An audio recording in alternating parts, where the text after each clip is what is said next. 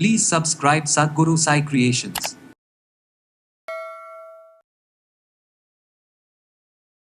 பூஜை ரூமுக்கு போன உடனே அங்கே இருக்கிற மூர்த்தி ராமர், சீதா, லக்ஷ்மணர், ஆஞ்சநேயர் இந்த விக்கிரகத்தை பார்த்துட்டு அப்படி கொஞ்ச நேரம் இருந்துகிட்டே இருந்தார். பால் சாதம் சாப்பிட்ட வீட்டில் நம்ம திருடக்கூடாது அப்படின்ற ஒரு ஒரு நெறியை அவள் கடைப்பிடிச்சிருக்கா. நீ வந்த நேரம் சாதம் இருந்தது, பால் இருந்தது, உனக்கு நம்ம நீ பசி ஆறணும்னு நீ கேட்டதுனால உனக்கு நான் பால் சாதம் போட்டேன்ப்பா அப்படின்னு அந்த அம்மா யதார்த்தமாக சொல்ல, அந்த ராமர் விக்கிரகம் வந்தது அவளோட செல்வங்கள்லாம் அப்படியே நிலச்சிருக்கும்படியான ஒரு பாக்கியத்தை கொடுத்தது. வாழ்த்த வாயும் நினைக்க மடநெஞ்சும் தாழ்த்த சென்னியும் தந்த தலைவனை சூழ்த்த மாமலர் தூவி துதியாதே வீழ்த்தவா வினையேன் நெடுங்காலமே அப்படின்னு இருக்க இல்லையா.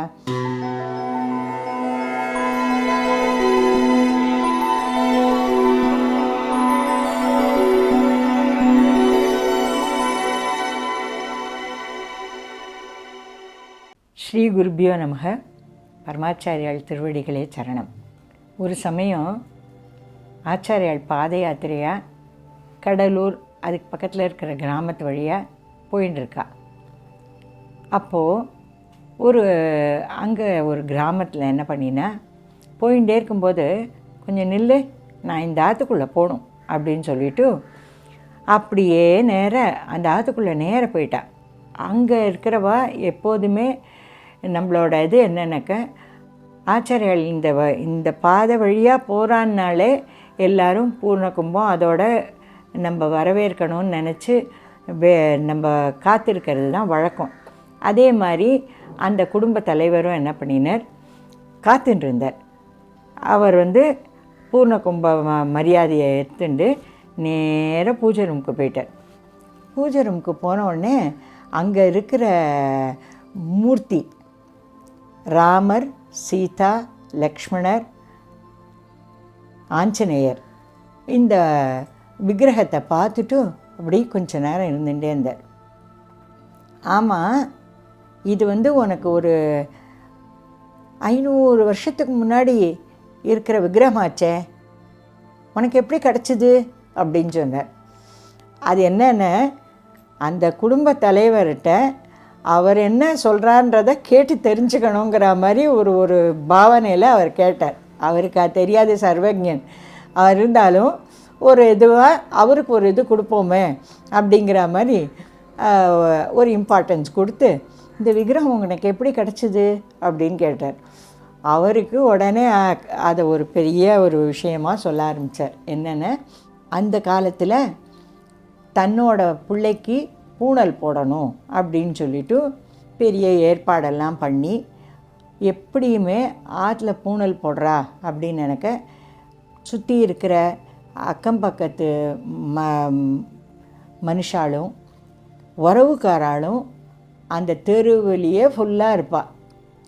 அது ஒரு பெரிய இது மாதிரி நடக்கும். ஒருத்தராத்தில் சாப்பாடு, ஒருத்தராத்தில் இது டிஃபன், இந்த மாதிரி பெரிய ஏற்பாடுகளோட ஒரு வைபவமாக நடக்கும் அந்த காலத்தில். அப்படி இருக்கும்போது அந்த பாட்டிக்கு ஒரு இது வந்தது, இன்றைக்கி உங்கள் வீட்டில் கொள்ளையடிக்க போகிறோம் அப்படின்னு சொல்லிட்டு இந்த கொள்ளையர்கள், அந்த காலத்துலலாம் கொள்ளையர்கள் தானே ஒருத்தர், அந்த மாதிரி அவன் ஒரு ஒரு விஷயத்தை சொல்லிட்டு போயிட்டான். அதே மாதிரி அன்றைக்கி நைட்டு கொள்ளையர்களும் வந்துட்டான். எல்லாரும் உறவு பந்துக்கள் தெரிஞ்சவா தெரியாதவான்னு எல்லாரும் வீடு முழுக்க இருக்கா. அத்தனை பேரும் சர்வாபரண பூஷித்தையாக எல்லாரும் அவளை பொண்டுகள்லாம் அந்த மாதிரி ஒரு இதோடு இருக்கா. ஏன்னா விசேஷம் நடக்கிறதே. அப்படி இருக்கும்போது இவன் வந்தவன் என்ன பண்ணான், எனக்கு ரொம்ப பசிக்கிறது, சாதம் போடு அப்படின்னு கேட்டான். உடனே அந்த அம்மா என்ன பண்ணினா, அந்த பாட்டி நல்ல பாலிஞ்சாதத்தை நல்லா கலந்து கொண்டு அவனுக்கு போட்டான். அவனும் பசியில் சாப்பிட்டாச்சு.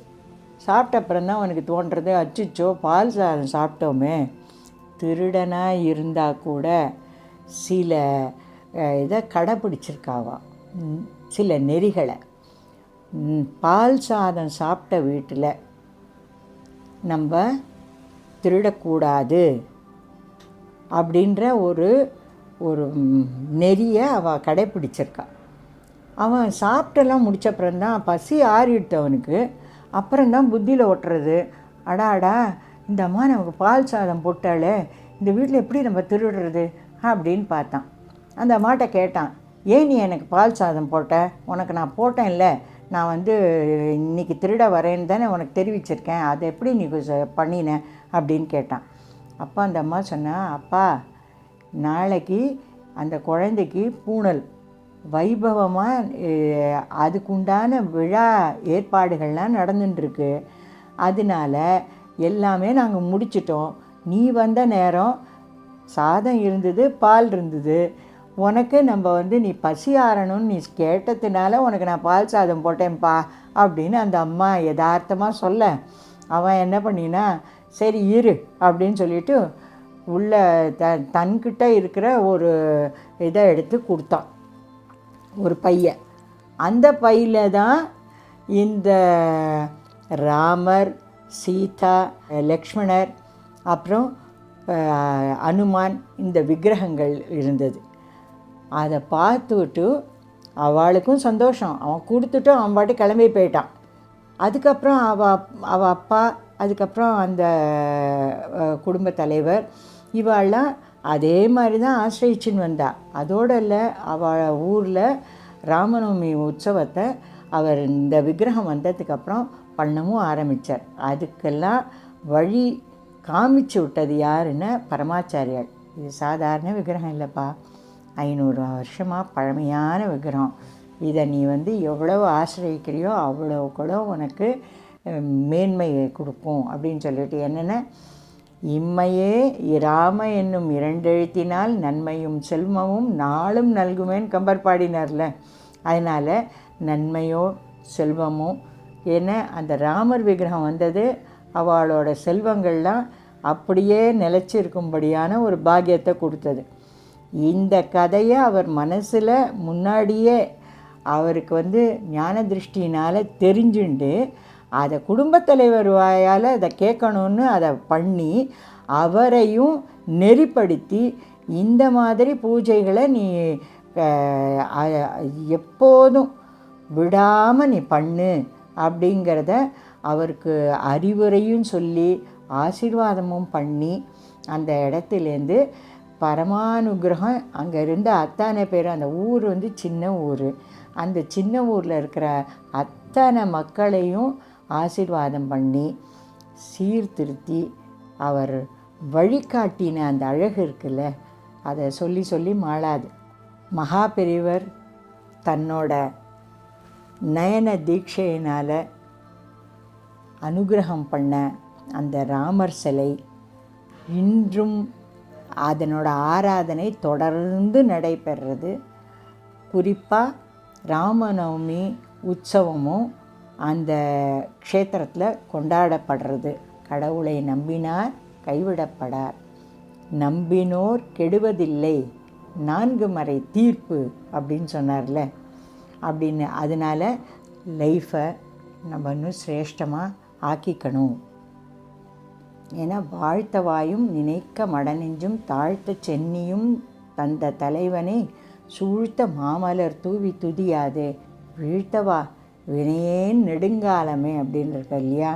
அதனால் அவரோட பெருமைகளை வாயார சொல்லி சொல்லி நாம் சிரேஷ்டர்களாக ஆகுவோம் என்று சொல்லி நிறைவு செய்கிறேன். நன்றி, வணக்கம்.